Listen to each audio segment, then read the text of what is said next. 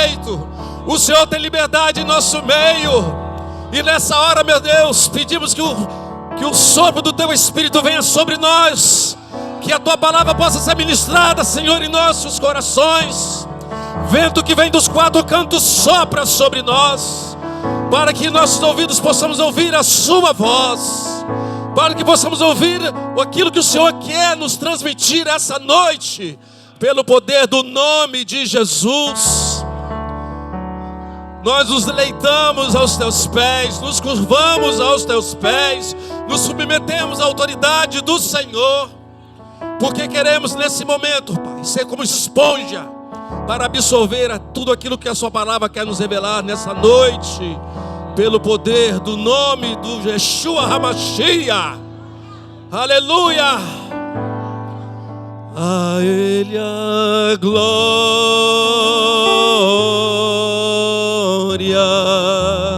a Ele a glória,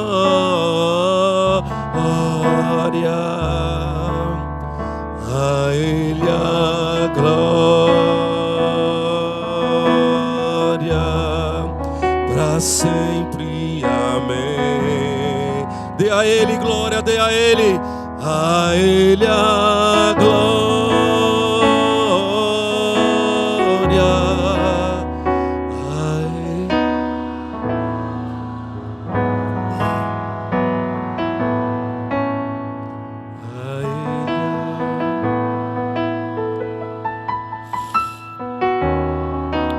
Para sempre, amém. Pode se sentar, meu irmão, aleluia.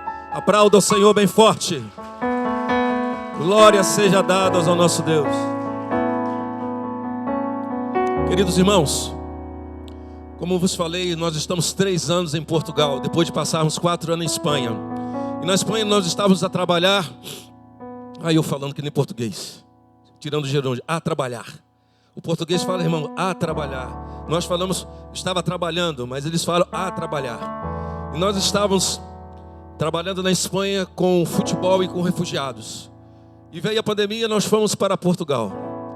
E lá Deus começou a fazer grandes coisas. E quando voltarmos agora, queridos, nesse momento nós estamos vivendo em Setúbal, trabalhando ali na primeira igreja batista de Setúbal, com o pastor Ricardo Ramos, na revitalização daquela igreja. E agora nós vamos encarar um desafio grande. E nós precisamos muito, irmãos, do apoio das orações dos queridos. Nós vamos para Beja, uma cidade que é a capital do Alentejo. Pode colocar para mim aí, minha irmã, os slides. E a partir de setembro, irmão, nós vamos, a partir de agosto já, nós vamos já, mesmo daqui do Brasil, já vamos buscar uma casa ou um apartamento. E ali nós vamos estar a viver naquela cidade.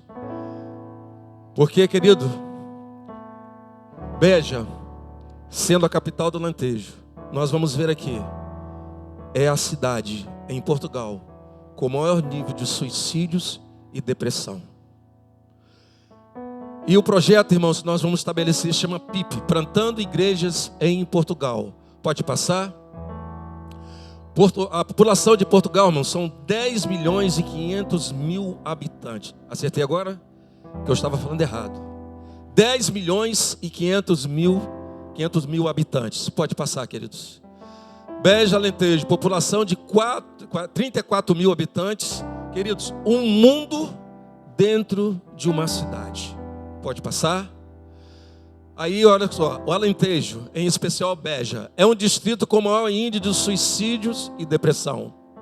Não existe nenhuma organização evangélica a trabalhar entre os 4 mil alunos universitários que estudam em Beja, porque Beja é uma cidade universitária. E nós vamos, irmãos, mentorear um grupo de jovens dentro da universidade e ali começar um pequeno grupo para assim nós evangelizarmos dentro da universidade, ok? As igrejas são geralmente pequenas, querido. Ali nessa cidade tem 4 igrejas. E estrategicamente nós vamos começar uma igreja batista que nunca teve nessa cidade. Nunca teve uma igreja batista. As igrejas são geralmente pequenas, 50% das igrejas tem menos de 25 pessoas, irmãos. Lutam para sobreviver e resistem poucas conversões e batismo. Por que Beja? Uma boa parte dos asiáticos residentes em Beja são provenientes de países com fortes restrições no acesso ao Evangelho.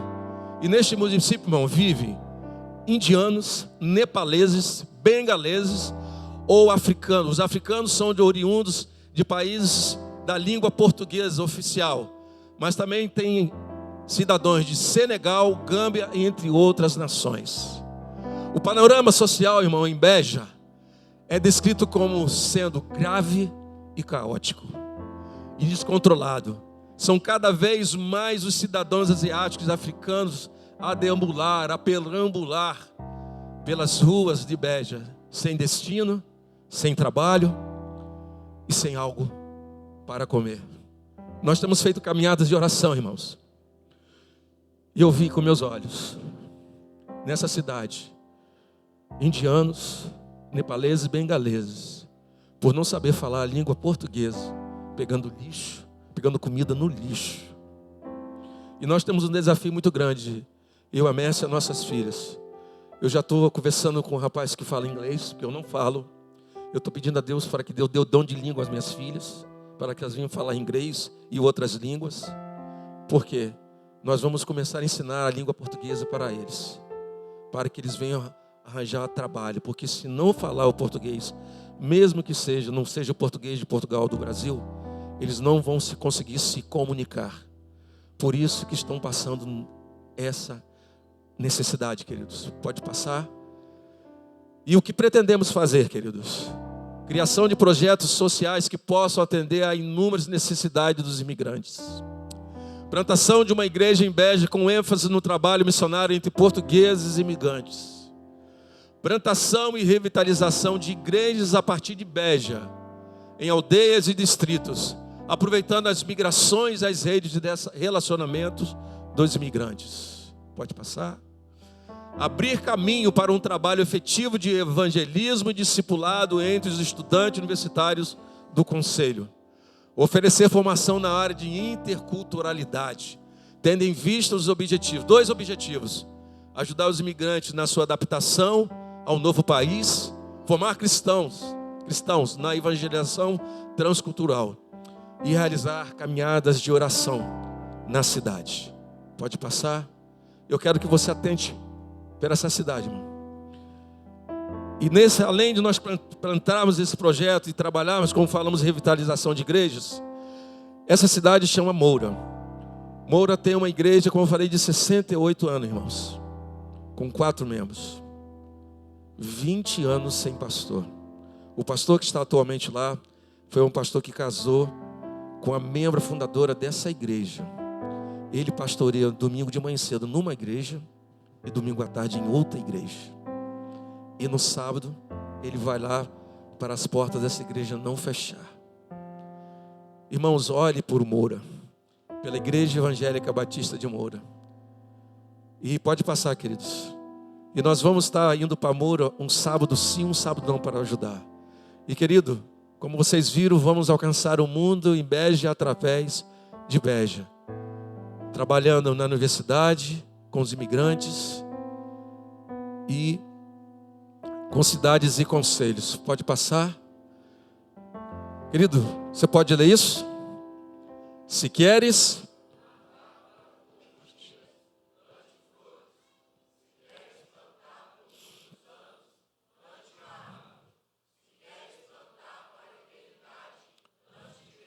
Vamos juntos. Se queres plantar para poucos dias, plante flores. Se queres plantar para muitos anos, plante uma árvore. Se queres plantar para a eternidade, plante igrejas. Amém? Amém, igrejas? Irmãos, e nós precisamos da vossa oração. Ore por nós. Ore, pastor Wagner, Mércia, Milka, Tisa e Larissa. Eu louvo a Deus pela vida de vocês, irmãos. Como vocês têm derramado amor sobre nossas vidas. Eu ficava lá muitas vezes na madrugada assistindo o culto aqui, irmão, porque nós estamos lá 4 horas à frente. Eu ficava pedindo a Deus, Senhor, me dá a oportunidade, porque eu fui 5 anos, irmão, lutando para chegar novamente ao Brasil. Mas o tempo de cantar chegou. Amém? E nós estamos aqui em nome de Jesus. Amém, queridos? E eu gostaria de compartilhar uma porção da palavra para os irmãos nessa noite, aquilo que Deus quer ministrar aos nossos corações. Na segunda carta de Paulo aos Coríntios, capítulo 1, do versículo 3 ao versículo 11. Carta de Paulo aos Coríntios, capítulo 1, versículo 3 capítulo 1, versículo 3 ao versículo 11. Queridos, queremos falar um pouco a respeito desse texto e alguns dos conceitos que queremos trazer para a nossa reflexão desta noite. Certamente tem a ver com esse aspecto em que Deus trabalha em nossa vida. Então, querido, eu sei que todos nós estamos sendo desafiados todos os dias. Todos os dias, alguns com lutas maiores, outras com lutas menores. A vida cristã, meus amados irmãos, é um desafio. E esse evangelho que prega que quando nós se convertemos, que vai ser mil maravilhas, que a vida cristã é fácil, eu penso que essa fala é uma fala equivocada. Quando na realidade, quando nós nos convertemos, as lutas muitas vezes, o que acontece, queridos, multiplicam. Mas aí, queridos, que vem a grande diferença, que nós temos a graça de Deus, nós temos o poder de Deus, e isso, queridos, é um luxo para nós que somos crentes em Cristo Jesus. E assim como o poder da morte de Cristo operando em nós, o poder da ressurreição de Cristo em nós, Ele vai operar tanto querer como efetuar. Amém? O poder da ressurreição de Cristo operando em nós. E eu tenho levado isso muito a sério a cada circunstância, em cada situação da minha vida, irmão. Eu tenho procurado considerar isto, que eu tenho o poder da ressurreição de Cristo operando na minha vida, porque Ele ressuscitou. E esse poder me dá vitória a cada dia para me levantar de novo, para me fazer ressurgir, renovando as minhas forças. E essa afirmação, queridos, do poder da ressurreição de Cristo na minha vida, ela é coerente com tudo que as Escrituras dizem de ponta a ponta. Até mesmo lá no livro de Lamentações, quando a Bíblia nos diz, a palavra do Senhor nos fala que as misericórdias do Senhor são a causa de não sermos consumidos, porque ela se renova a cada manhã, e grande é a tua fidelidade, ó Senhor. Então, meus amados irmãos, essas misericórdias se renovam na minha vida a cada manhã. Eu tenho renovo a cada manhã, porque o poder da ressurreição de Jesus opera em mim e opera em todos nós. E isso é tremendo, irmãos. Isso é fantástico, isso é maravilhoso, isso é extraordinário. Isso me dá condições de ultrapassar os limites, os meus limites humanos. Porque a força que opera em mim não é apenas a minha força, mas é o poder de Deus na ressurreição do nosso Senhor Jesus. E eu sei, querido, que cada um tem as suas lutas, às vezes maiores, às vezes menores. Há fases da vida, etapas da vida em que as nossas angústias são mais intensas. Outras que Deus, em sua misericórdia, eu costumo dizer que dá aquele refresco, bota aquela balinha na nossa boca para dar aquele alívio. Coloca aquela coisa docinha para dar um refrigério, porque Deus tem cuidado de nós todos os dias, nos mínimos detalhes, irmãos. Deus é maravilhoso, querido. E o Senhor diz que é pela força que o reino de Deus é conquistado. É pela força, é pela luta, é pela batalha que o reino de Deus é conquistado. E nós, como cristãos, como discípulos dele, não podemos fugir a essa realidade, a isso, queridos. Não podemos fugir à cruz, a responsabilidade de tomar a nossa cruz e seguir. Sabe, queridos, eu tenho adotado essa carta nesse tempo da minha vida. Eu tenho me identificado muito com a segunda carta de Paulo aos Coríntios, que tem falado muito em minha vida. Ele tem ministrado profundamente em meu coração.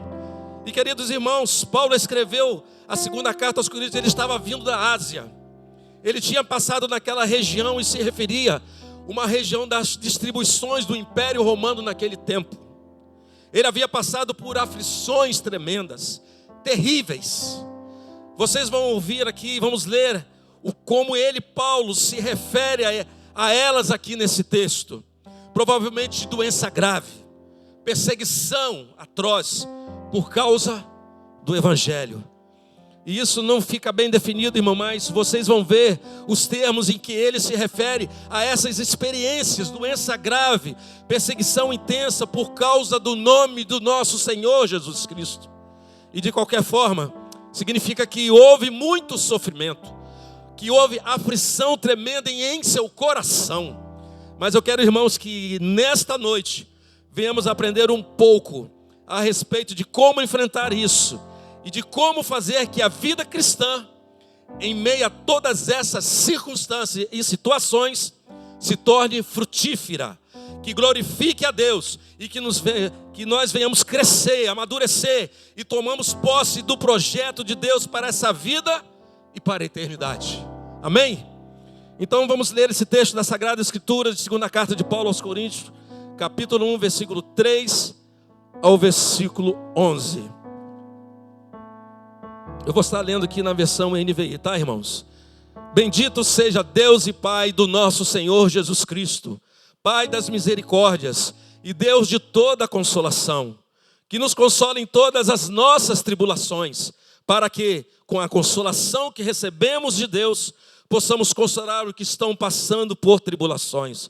Pois assim como os sofrimentos de Cristo transbordam sobre nós, também por meio de Cristo transborda a nossa consolação. Se somos atribulados, é para a consolação e salvação de vocês.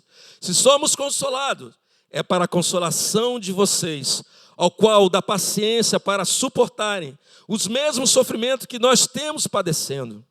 E a nossa esperança em relação a vocês está firme, porque sabemos que, da mesma forma que vocês participam dos nossos sofrimentos, participam também da nossa consolação. Irmãos, não queremos que vocês desconheçam as tribulações que sofremos na província da Ásia, as quais foram muito além da nossa capacidade de suportar, a ponto de perdermos a esperança da própria vida. De fato, já tínhamos sobre nós a sentença de morte, para que não confiássemos em nós mesmos, mas em Deus, que ressuscita os mortos. Ele nos livrou e continuará nos livrando de tal perigo de morte. Nele temos depositado a nossa esperança de que continuará a nos livrar-nos, enquanto vocês nos ajudam com suas orações. Assim, muito darão graça por nossa causa, pelo favor a nós concedido em resposta a orações de muito. Pai, fala ao nosso coração, ministra com graça, sabedoria e conhecimento. Tira os tampões dos nossos ouvidos, tira as escamas dos nossos olhos. Espírito Santo, manifesta o seu poder nessa hora, pelo poder que há no nome de Jesus. Amém e amém. Meus amados irmãos, a primeira percepção que queremos trazer dessa experiência do apóstolo Paulo é que ele se refere aqui, e quero que viemos aplicar na nossa vida. É que duas maneiras de nós vermos a vida.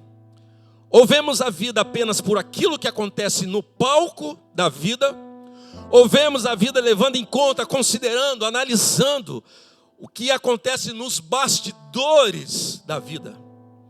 Eu creio, meu irmão, que essa percepção é uma revolução da nossa maneira de ler a vida, de perceber as situações e as circunstâncias. Eu temo que, com muita frequência, irmãos, mesmo como cristãos, mesmo tendo o Espírito Santo, o discernimento que precisamos ter através do Espírito Santo para perceber as coisas, muitas vezes nós só estamos olhando para o que está acontecendo no palco da nossa vida. Nós só vemos a dificuldade, nós só vemos o conflito pessoal com fulano ou com beltrano, nós só vemos a questão do trabalho, o desemprego, nós só vemos a dor que está nos atingindo, a enfermidade. Mas hoje eu vim afirmar para vocês, queridos irmãos, que a partir da Sagrada Escritura, que nossa percepção tem que ultrapassar daquilo que acontece do palco da nossa vida. Meu irmão, você não está vivendo no palco, você não está vivendo, há bastidores por trás de tudo isso que nós estamos passando e vivendo nos dias de hoje. Há toda uma guerra espiritual acontecendo, no qual estamos envolvidos como igreja. Portanto, queridos, quando você tem um conflito dentro da sua casa, quando você tem um conflito dentro do seu casamento, quando você tem um conflito no relacionamento familiar, o conflito não é tudo, meu irmão. Não é tudo. Por trás do conflito tem tremendas guerras espirituais. Há valores eternos pulsando ali. E nós, irmãos, não podemos estar desapercebidos a isso, queridos. O apóstolo Paulo tinha essa percepção. E até mesmo porque ele tinha sua vida inteiramente entregue ao Senhor na pregação do Evangelho. Ele sabia que tudo que afetava, de fato, implicava em que o reino de Deus estivesse sendo afetado. Às vezes nós queremos resolver as nossas coisas com apenas aquilo que está acontecendo ali no palco. Irmãos, há valores por trás de tudo isso, queridos. O que está acontecendo lá atrás, o que está acontecendo lá atrás, o que está acontecendo por trás dessa enfermidade, a enfermidade e a circunstância, qual o propósito de Deus, como eu devo entender isso, por que Deus está permitindo isso em minha vida, como eu devo entender essa circunstância, essa situação, que tipo de postura, e em tudo isso que me pretende levar, que tipo de cristão Ele quer que eu seja, a partir do que está acontecendo no palco da minha vida. E eu quero exortá-los essa noite, igreja, não olhe para as circunstâncias, não olhe.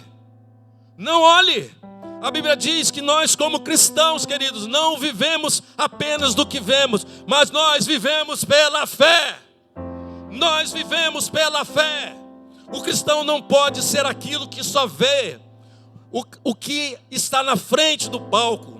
O cristão tem que ter essa curiosidade, querido. A curiosidade, irmãos, no melhor sentido da percepção, do discernimento, para perguntar: Senhor, o que isso significa? Onde queres me levar com todo esse tipo de experiência que eu estou passando, que eu estou vivendo? Às vezes você está brigando e você acha que o mais importante, irmãos, é argumentar de forma tão poderosa que você derrube todos os argumentos da sua esposa, do seu esposo. Convença o seu marido, a sua esposa, a sua mulher. E às vezes você até consegue fazer isso, meu amado irmão, mas perde a batalha porque você não percebeu que há outros valores que estão implicados por trás disso. Às vezes você ganha na argumentação, mas você perde o relacionamento. Você perde a comunhão, você perde a alegria, você perde a paz no coração, a sua consciência se inquieta. Você não consegue mais superar as situações, porque você não percebeu que não era apenas o que estava acontecendo no palco da vida que tinha que ser considerado, mas o que estava acontecendo nos bastidores, lá atrás, que tinha que ser considerado. E o apóstolo Paulo está dizendo, querido, nós não vivemos pela vista dos nossos olhos, nós vivemos pelo que cremos. E digo isso, irmãos, o cristão não tem direito, irmão. Eu e você não temos direito de viver, decidir, agir, reagir apenas pelas circunstâncias da vida. Não, queridos. O cristão tem que estar sempre pedindo discernimento a Deus. Senhor, qual é o significado maior que está por trás de tudo isso? Que o Senhor está permitindo que essa situação aconteça em minha vida? Qual é o propósito maior? Qual o significado maior? Como eu posso entender isso? Só poderemos entender, meus irmãos, o que está no palco da nossa vida, somente à luz do que está lá atrás dos bastidores, à luz do que está lá atrás, quando entendermos que Deus tem um propósito eterno na nossa vida e está se cumprindo todos os dias na nossa vida diária. Deus quer realizar muitas coisas em nossa vida, igreja. Como eu falei, eu tenho falado, nós precisamos sair desse terreno terrestre. Nós estamos vivendo muito aqui na terra, irmão. Nós precisamos olhar para o alto. Olha para cima, igreja. Se você ficar aqui, irmão, você vai ver só derrota. Agora, quando você olha para o alto, tudo muda. Você já percebeu, irmãos, o que acontece com os jogadores de basquete? São pessoas totalmente confiantes, sempre que acham que vão vencer, não são pessoas, porque sempre estão olhando para onde, irmãos? Sempre para o alto, sempre para o alto. Se conta nos dedos um jogador de basquete derrotado, porque eles sempre estão mirando alto. Nós temos que olhar para o alto, para cima, queridos. E nós precisamos ter essa compreensão do nosso coração. Paulo tinha essa compreensão, como diz em Filipenses 1:12. Eu quero, irmãos, que saibais que as coisas que me aconteceram contribuíram para o maior proveito do Evangelho e o reino de Deus. Irmãos, na circunstância que estejamos vivendo, seja enfermidade, eu busco mais do que a cura. Eu desejo a cura. Eu quero a cura. Para Deus a cura é um sopro. Mas eu tenho que desejar muito mais do que isso. Eu quero muito mais do que a cura, queridos. Eu quero a glória de Deus. Eu quero o reino de Deus. Eu quero vidas sendo salvas. Eu tenho que faturar muito mais em cima daquilo que está passando na minha vida, para o reino de Deus. Eu tenho que faturar muito mais para a glória dele, queridos. Não olhe as circunstâncias, olhe o seu amor. Aleluia. Em cada situação que eu tenho vivido na minha vida, numa decisão que eu tomo na minha vida profissional, há muito mais que está sendo implicado do que simplesmente aquilo que está no palco, querido, aquilo que eu estou vendo, do que simplesmente as circunstâncias. Apenas Deus, pode me arranjar um emprego, é pouco. Deus pode fazer qualquer coisa para nós, irmãos. Isso é fácil para Ele. Mas eu quero que em meio a tudo isso, o nome de Deus seja glorificado e exaltado a cada dia. E nós perdemos muito, irmãos, porque muitas vezes nós estamos tão ocupados, estamos tão ansiosos, somente daquilo que está aparecendo na vista dos nossos olhos, só para a circunstância, e nos distraímos do projeto maior de Deus para a nossa vida. E qual é o projeto maior de Deus para a minha vida, para a sua vida, igreja? Salvação de pessoas, salvação da nossa casa, da nossa família, restauração das nossas vidas, dos nossos casamentos, dos nossos lares. O reino de Deus sendo plantado. O reino de Deus sendo implantado. O cristão tem que estar comprometido com isso, queridos. Que a cada dia o reino de Deus seja plantado. E que o bom testemunho do Evangelho prevaleça.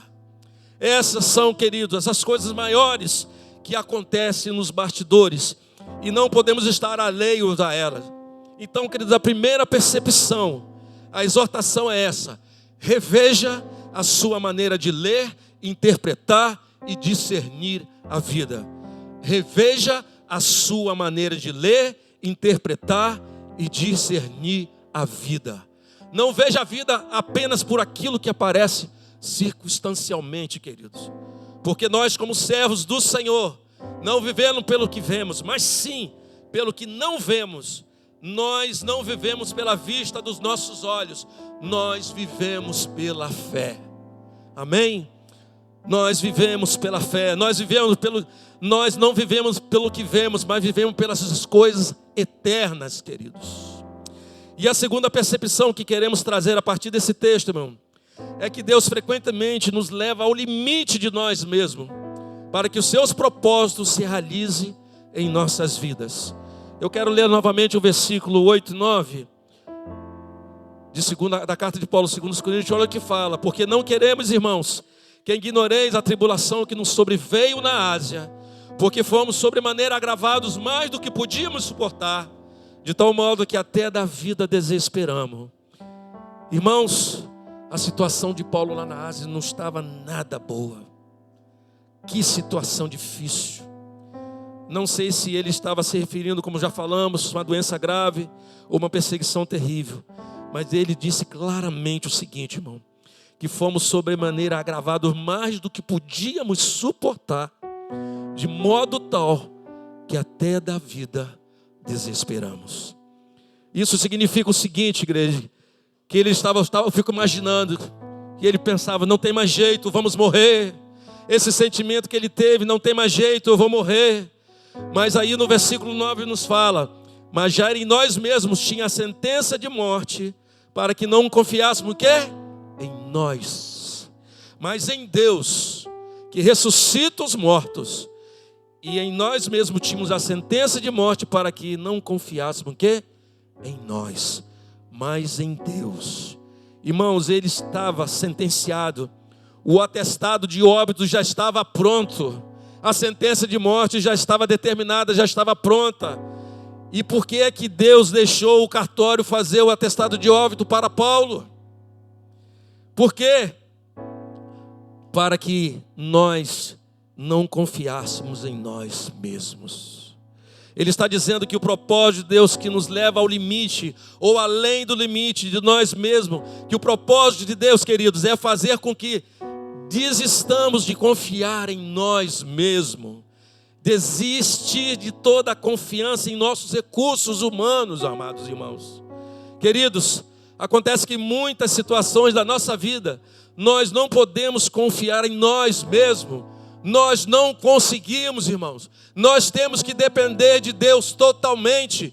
Eu e você somos impotentes diante da realidade, mas potente com o Senhor, porque Ele está conosco todos os dias. Não é pela força do nosso braço, é pela força do braço do Senhor. Você, mulher, você é homem e mulher de fé.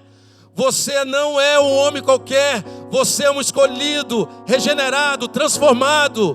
Deus te tirou das trevas e trouxe você para a sua maravilhosa luz. E é por isso que você tem liberdade para adorar a Ele em espírito e em verdade. Não olhe para as circunstâncias, queridos, e isso pode acontecer numa questão de enfermidade. Isso pode acontecer numa questão de acidente de trânsito. Isso pode acontecer no meu casamento, o divórcio averbado. Isso pode acontecer entre outras situações, em relacionamentos. Isso pode acontecer no estresse da vida, no processo de depressão. Isso pode acontecer numa situação de estresse no trabalho que você não suporta mais. Aí você fala, vou me demitir, não aguento mais. Não tem mais jeito, eu não suporto mais esse ambiente, essa situação. Eu não suporto mais o meu vizinho. Eu não suporto a situação da minha casa, da minha família. Um estresse absoluto, levando você ao limite, muitas vezes além do limite. Mas quero lhe dizer nessa noite, igreja, mas para Deus que ressuscita os mortos, para Deus não importa se a certidão de óbito já esteja redigida, carimbada, averbada. Para Deus não importa que o divórcio já esteja averbado. Para Deus não importa que a demissão tenha sido feita, concretizada. Porque quando chega esse ponto, irmãos, é aí que a graça de Deus começa a operar abundantemente na minha vida e em nossas vidas. Em nome de Jesus. Quando você está lá no chão, você está lá na lona, que não tem mais jeito, seja qual for a sua situação, aí que entra a operação. O Deus que ressuscita os mortos, o Deus que rasga a certidão de divórcio averbada, o Deus que rasga o atestado de óbito, o Deus que restaura, o Deus que cura, o Deus que salva, o Deus que pega o sujeito lá no buraco, no fundo do poço e levanta, porque Ele é Deus. Ele é Deus, é Ele que opera pelo poder de Jesus em nossas vidas, aleluia. Meu irmão e minha irmã, vou lhe dizer, você só pode experimentar essa qualidade sobreexcelente da operação de Deus na sua vida, quando você for ao seu limite. Quando você for ao seu limite. Eu creio, queridos, que esse é o propósito com que muitas vezes Deus permite que vamos ao limite.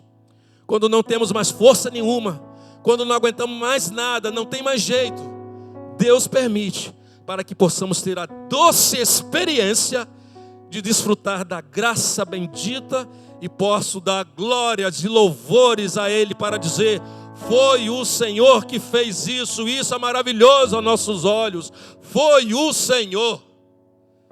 É assim que o nosso Deus vive, opera. É assim que Ele atua, é assim que Ele faz a obra. Quando nós aprendemos a olhar a vida, meus irmãos, do seu ponto de vista, quando nós percebemos a vida como muito mais do que alguma circunstância, algumas situações, quando nós percebemos que é muito mais do que só uma enfermidade que está no palco da vida, quando nós percebemos que é muito mais do que só um problema de relacionamento, que existe muito mais tremendas coisas envolvidas nisso, queridos. Então Deus nos leva ao limite, mas Ele também nos sustenta com a sua graça e faz a obra. É assim que as pessoas se convertem, queridos. Pessoas para as quais não havia mais esperança nenhuma, pessoas más, pessoas perversas, como nós éramos, que foi transformada pelo poder de Deus. Pessoa que está no fundo do poço, pessoa escravizada ao poder de Satanás, que tinha pacto com o reino das trevas, mas que agora está liberto pelo poder de Jesus. E não importa o quanto alguém tenha ido ao fundo, meus irmãos, no seu pacto com o reino das trevas, Jesus, o Todo-Poderoso, era capaz de ressuscitar o morto e é capaz de libertar aquele que foi além do limite. Sabe, queridos, que o desespero do homem é a grande oportunidade de Deus. A impossibilidade do homem é a grande oportunidade da graça de Deus e do milagre de Deus. É nesse Deus vivo que nós acreditamos e nele vivemos. Portanto, querido, a segunda exortação é essa: recorra aos recursos sobrenaturais da graça de Deus para superar os limites. Recorra aos recursos sobrenaturais da graça de Deus para superar os seus limites. E em terceiro, irmãos, em nossa luta diária da vida cristã, estão em jogo muito mais do que valores. Em nossa luta diária da vida cristã, estão em jogo muito mais do que valores eternos, do que valores temporais. E 2 Coríntios 1:5 diz, ele fala: como as aflições de Cristo são abundantes em nós, assim também a nossa consolação sobeja por meio de Cristo. Mas se somos atribulados, é para a vossa consolação e salvação. Ou se somos consolados, é para a vossa consolação, a qual se opera, suportando com paciência as mesmas aflições que nós também padecemos. E a nossa esperança acerca de vós é firme, sabendo que, como sois participantes das aflições, assim sereis também da consolação. Irmãos, eu volto a essa reflexão e considero fundamental essa palavra dessa noite, que em cada situação da vida em que nós enfrentamos, o reino de Deus está em jogo. Como cristão, não podemos ficar alheio a isso. Em Filipenses 1, abra aí, irmão, capítulo 1, versículo 12 a 14.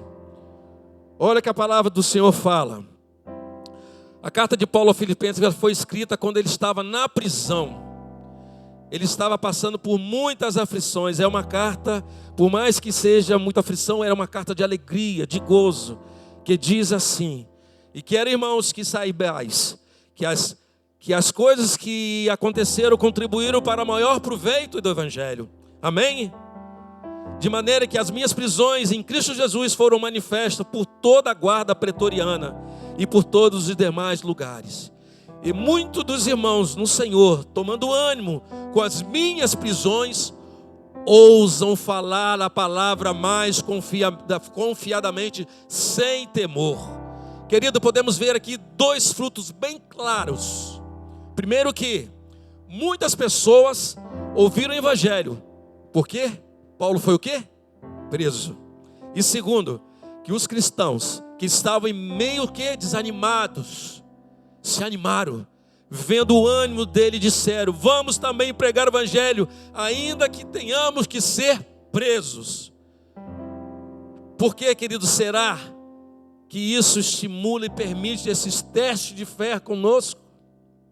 Por que Deus permite isso acontecer conosco? Eu me lembro, irmãos,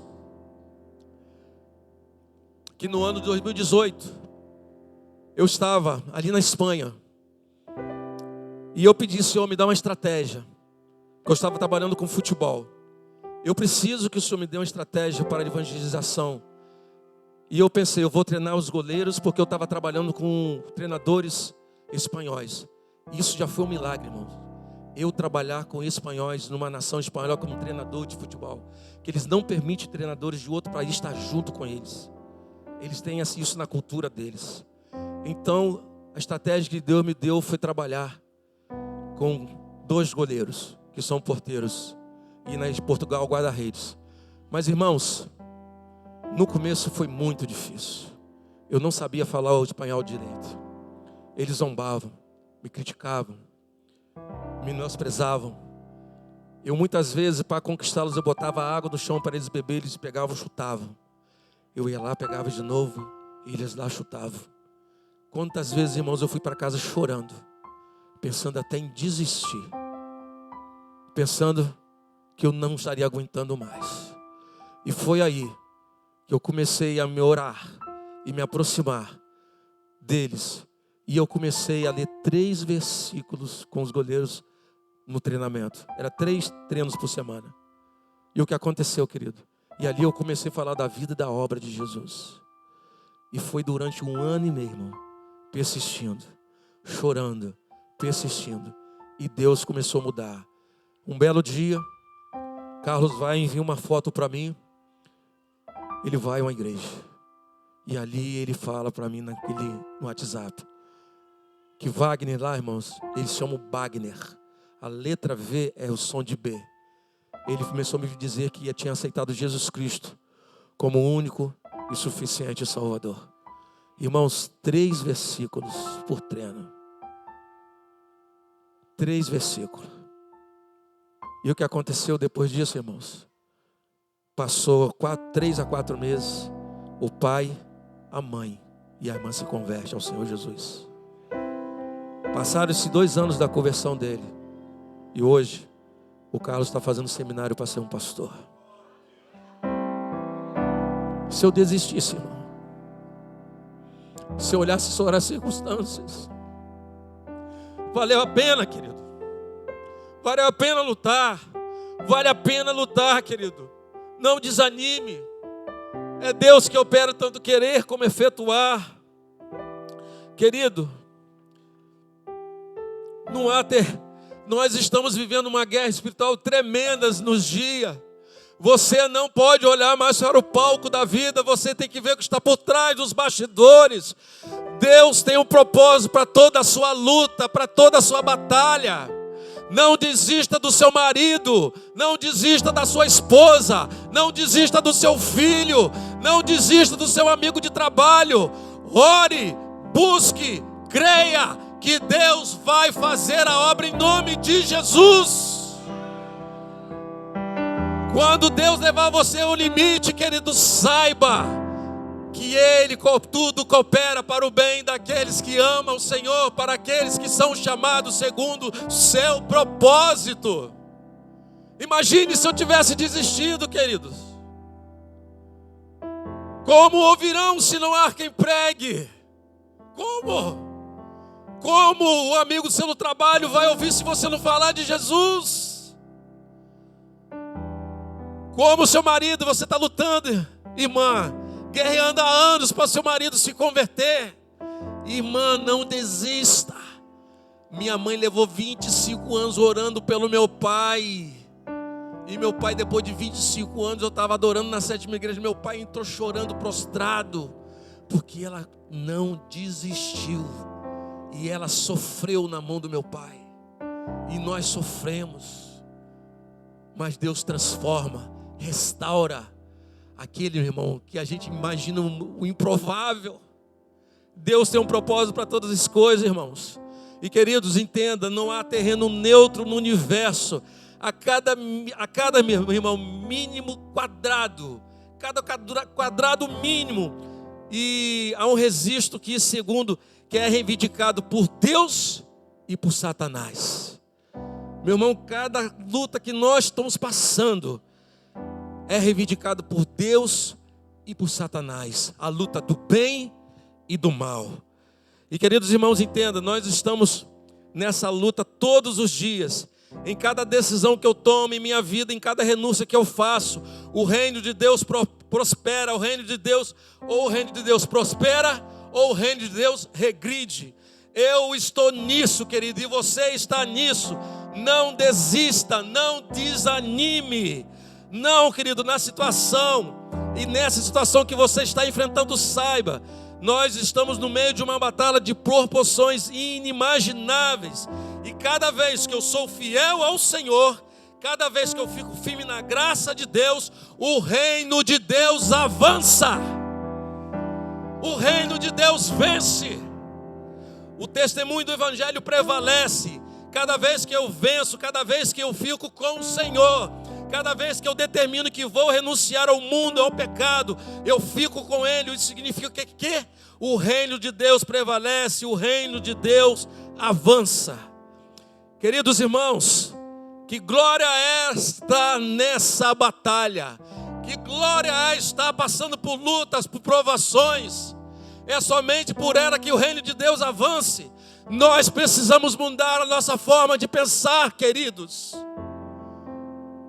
Essa luta que você está passando tem um propósito. Deus tem um propósito. Mas aí, queridos, nós queremos o quê? Viver na brisa mansa, tudo bonzinho. Meu irmão, a palavra de Deus é clara. No mundo tereis aflições. O que o nosso mestre falou, mas tem de quê? Por quê? Por quê, queridos? Você venceu o mundo com Jesus. Nós vencemos o mundo com Jesus. E as portas do inferno não prevalecerão contra a igreja do Senhor. Nós somos igreja vitoriosa, adornada. Dentro de alguns tempos, meus irmãos, nosso mestre vai estar voltando. E nós precisamos continuar avançando para que possamos completar a grande comissão que Ele designou para nós, irmãos. Ide por todo mundo, pregar o Evangelho a toda criatura, batizando em nome do Pai, do Filho e do Espírito Santo, ensinando-vos a guardar todas as coisas que vos tenho ensinado. E Ele prometeu o quê? Que estaria conosco. Só hoje? Só hoje, igreja? Até quando, irmãos? Todos os dias. Aplauda esse Deus que cuida de você todos esses dias, irmãos. Ele é vivo, Ele reina. Aleluia, aleluia, aleluia, queridos, aleluia, aleluia, aleluia, aleluia. E meus irmãos, como Paulo nos ensina, queridos, como Paulo nos ensina diante de todas essas coisas. E eu queria ler, meu Deus, com meus irmãos. Paulo fala sobre o sofrer o resto das aflições de Cristo. E ele está se referindo ao que está escrito na 2 Coríntios 11. Olha que Paulo fala em 2 Coríntios 11, irmão. Açoite, prisões, vigília, tumulto. Quantos açoites. E quando ele escreve aos Gálatas, ele está dizendo que todo mundo precisa circuncidar, com um cortezinho na carne. Mas diz o seguinte, que lá no final da epístola do capítulo 6, 17 de Gálatas, ele dá um checkmate. Ele diz o seguinte, que de agora em diante ninguém mais me moleste, porque eu trago no meu corpo as marcas do Senhor Jesus. Que marcas são essas no corpo de Paulo? Que marcas são essas, igreja? Quais são essas marcas? São as marcas dos açoites, são as marcas do abatimento por causa do nome de Jesus. São as marcas dos grilhões, das prisões, das cicatrizes. Eu trago no meu corpo as marcas de Cristo, que são as enfermidades, as malárias. Eu trago as marcas do corpo de Cristo, que são impingidas por causa do Evangelho, por pregar o Evangelho, por fidelidade ao Evangelho. Que cada cristão tem que trazer em seu corpo, eu e você, em sua alma, em seu coração, as marcas do Senhor Jesus. E nesse sentido nós nos tornamos o quê, queridos? Co-participantes do projeto de Deus para a salvação da humanidade, para a redenção da humanidade. Amém, queridos? Portanto, finalizando, meus amados irmãos, a terceira exortação é essa: engaja-se na grande batalha pela plantação do reino de Deus a cada dia. Engaje-se na grande batalha pela plantação do reino de Deus a cada dia. Em cada situação, em cada renúncia, em cada decisão, em cada posicionamento no trabalho, em cada episódio no trânsito, em cada decisão aparentemente simples. Engaje-se na grande batalha, na plantação do reino de Deus. Porque você faz parte, meu irmão. Nós fazemos parte dessa guerra, dessa batalha.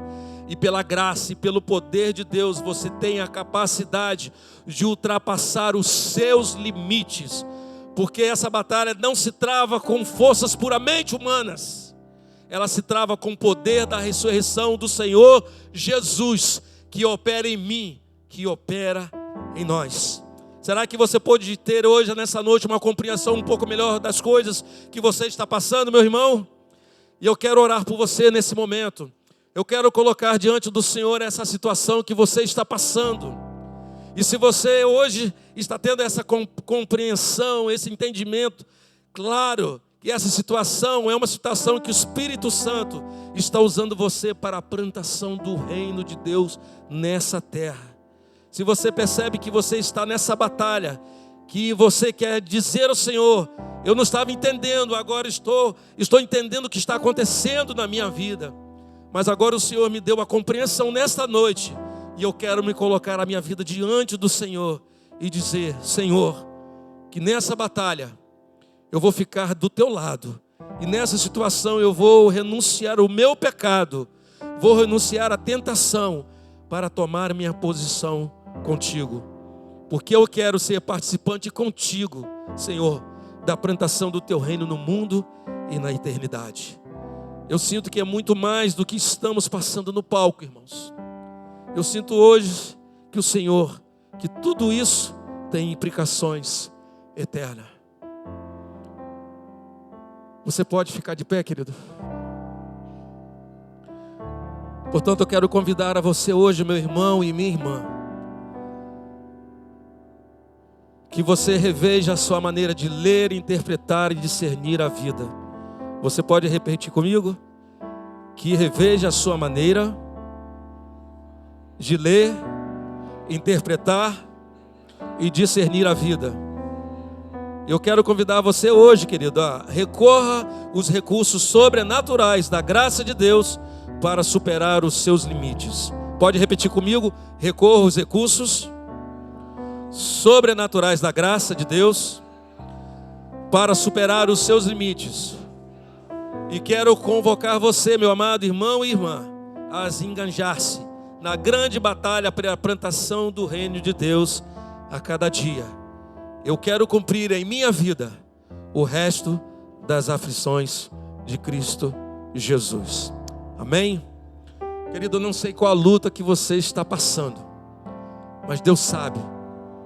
De repente você está no limite, e de repente você está além do limite, mas saiba que Deus tem um propósito dessa luta que você está passando, e que você pegue essa luta, traga para o altar de Deus, para que Ele no seu tempo oportuno resolva, e o nome dEle seja glorificado através da sua luta, dessa luta em sua vida, em nome de Jesus.